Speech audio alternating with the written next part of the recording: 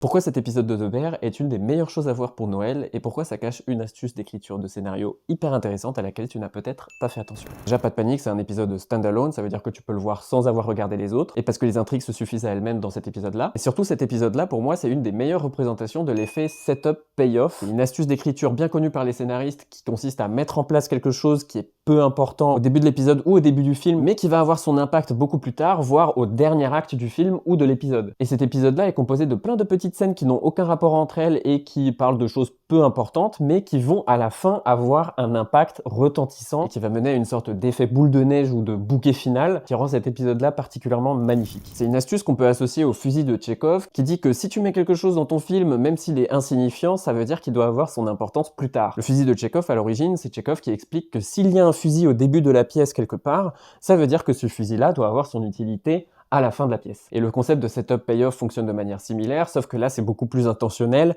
et beaucoup plus calculé. Mais en plus de ça, dans cet épisode de Noël de The Bear, ils nous ont fait plaisir avec un casting de fou malade, avec Jamie Lee Curtis, Bob Odenkirk, John Mulaney et Sarah Paulson, qui sont juste incroyables et qui donnent un mélange particulièrement pétillant dans cet épisode-là. Alors je préviens, c'est un épisode qui est particulièrement intense, mais ça reste un régal à regarder, surtout en famille.